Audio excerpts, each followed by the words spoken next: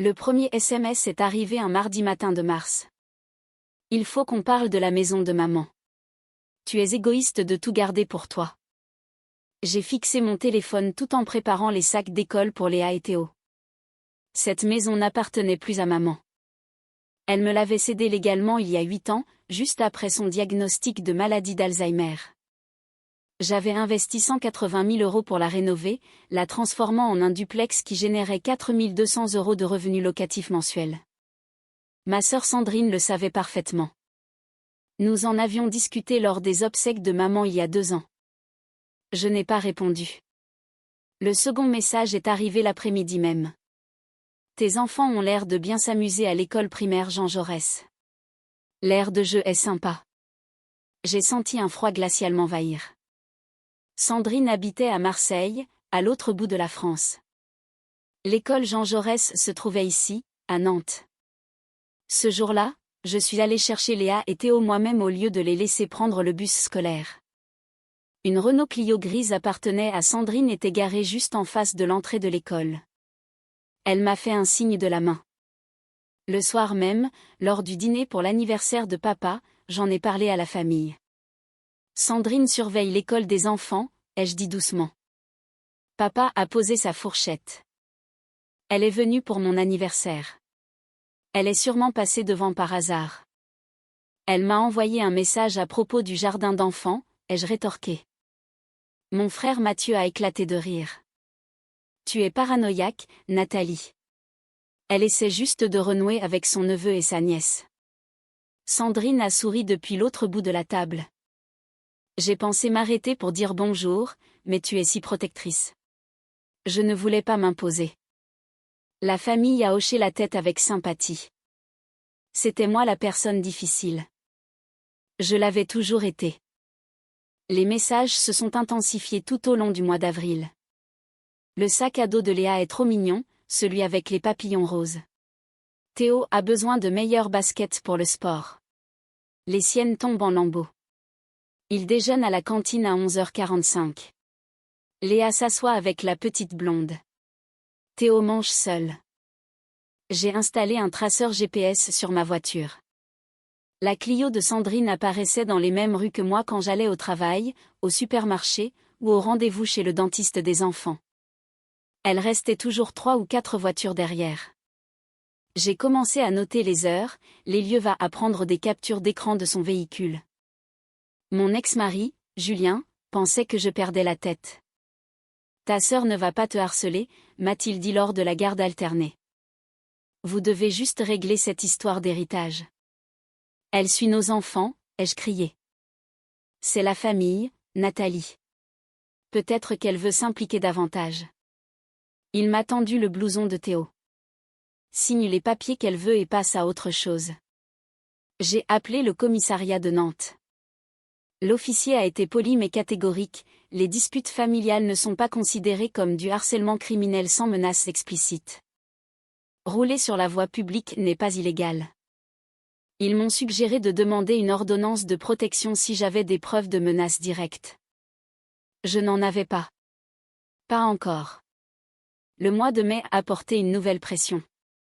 Sandrine a déposé une plainte au tribunal, affirmant que le transfert de la maison de maman était invalide pour cause d'abus de faiblesse durant son incapacité mentale. Notre père, Mathieu et ma tante ont tous signé des attestations soutenant sa version. La plainte mentionnait la valeur actuelle du bien, 700 000 €. Papa m'a appelé le soir même. Ça devient moche, Nathalie. Partage avec elle. Elle a besoin d'argent. J'ai investi 8 ans de ma vie et 180 000 € dans cette maison. La famille est plus importante que l'argent, a-t-il répondu. J'ai raccroché. Les messages de Sandrine sont devenus explicites. Signe l'acte de cession. Transfère 50% de la propriété ou les choses vont se compliquer. Compliquer comment? J'ai installé des caméras de surveillance chez moi, porte d'entrée, jardin, allée. Les enregistrements montraient la Clio de Sandrine passant devant la maison entre 23h et 2h du matin, 3 à 4 fois par semaine. Parfois, elle restait garée en face pendant des heures. J'ai contacté une avocate spécialisée en droit de la famille, maître Patricia Morel. Elle a tout examiné, les SMS, les relevés GPS, les vidéos, les dossiers médicaux de maman prouvant sa lucidité au moment de la signature, et les factures des travaux. C'est du harcèlement, a dit maître Morel. Mais le litige immobilier est distinct du harcèlement physique. Nous devons traiter les deux. Comment? Note tout.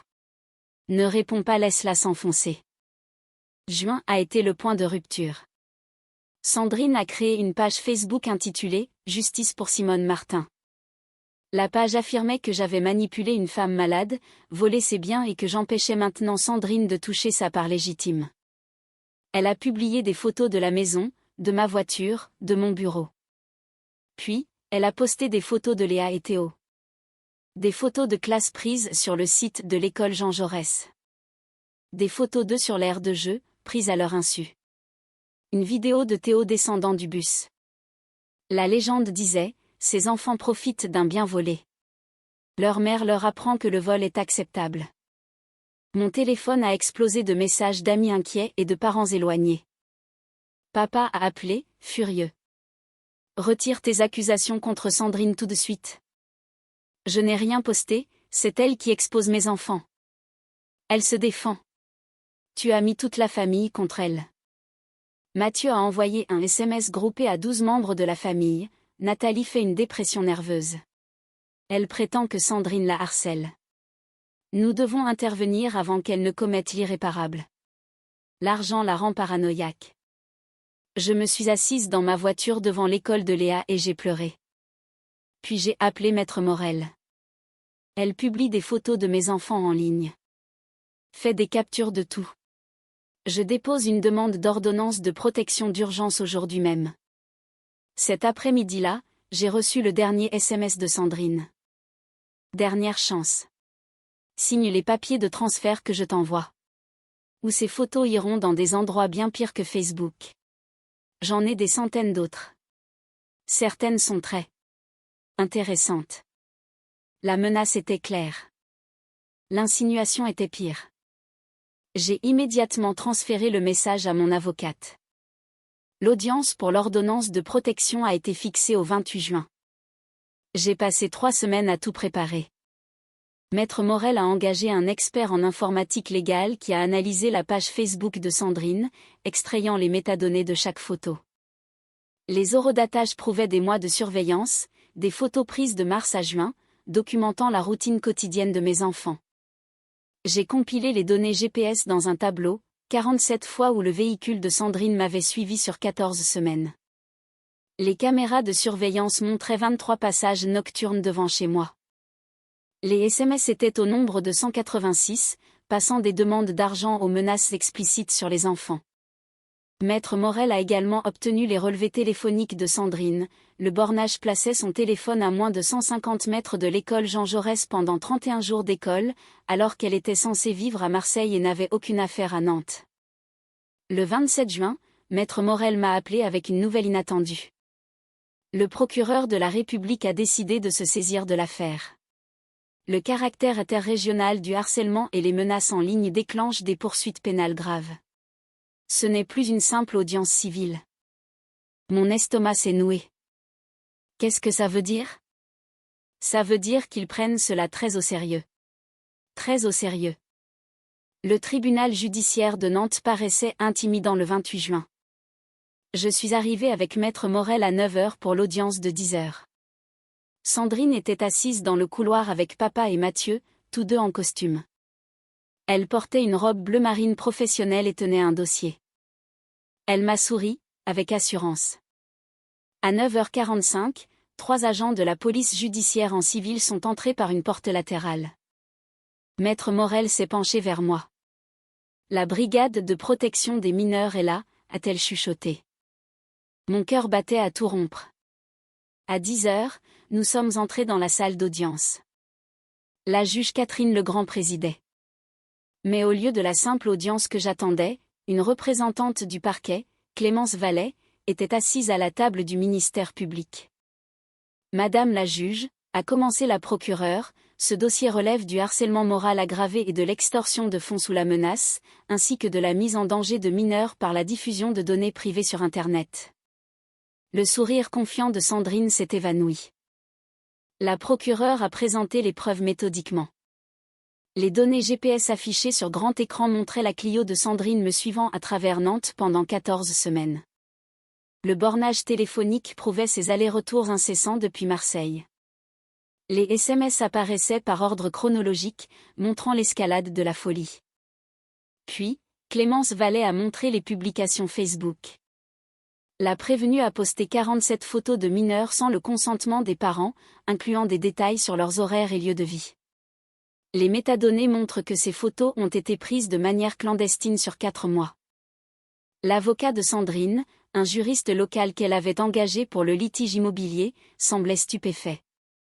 Madame la juge, ma cliente documentait simplement des interactions familiales. Ce ne sont pas des interactions familiales, a coupé la procureure. C'est une opération de surveillance dans le cadre d'une campagne de harcèlement pour extorquer un transfert de propriété en utilisant des enfants comme moyen de pression. La juge Legrand a relu le dernier SMS, signe les papiers où ces photos iront dans des endroits bien pires que Facebook. Madame Martin, a dit la juge en s'adressant directement à Sandrine. Comprenez-vous ? Vous êtes poursuivie pour harcèlement aggravé et tentative d'extorsion. Le visage de Sandrine est devenu livide. C'est une dispute familiale pour une maison. C'est une affaire criminelle impliquant des menaces contre des enfants, a répondu sèchement la juge.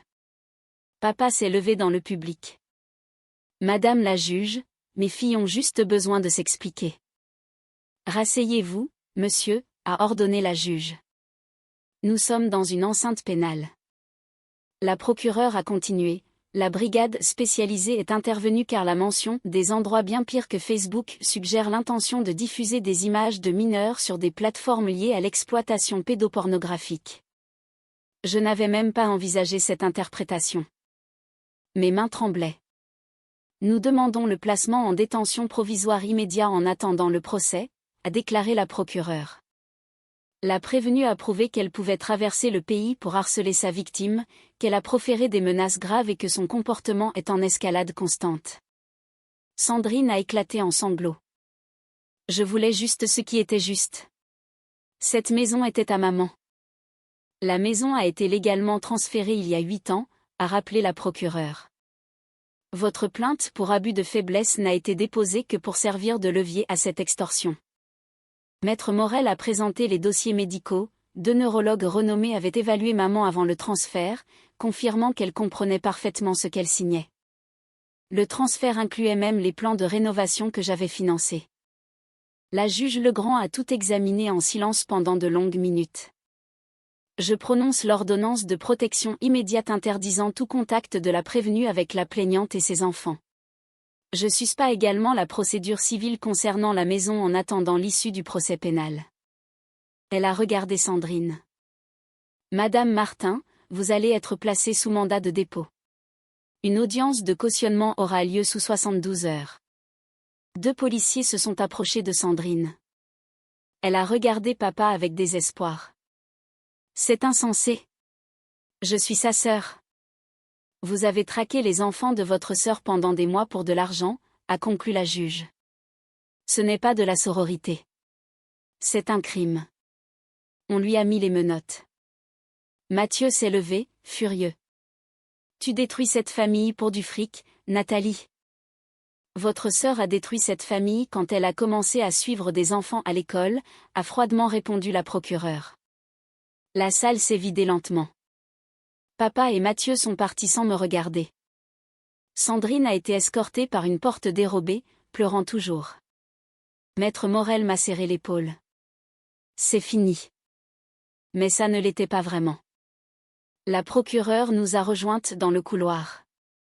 Nous aurons besoin de votre coopération continue. D'après les données de son téléphone, nous pensons qu'il y a d'autres photos de surveillance qu'elle n'a pas encore publiées. Une perquisition est en cours à son domicile de Marseille aujourd'hui même. Mon cœur a manqué un battant. Nous prenons les menaces contre les mineurs très au sérieux, a continué Clémence Vallet.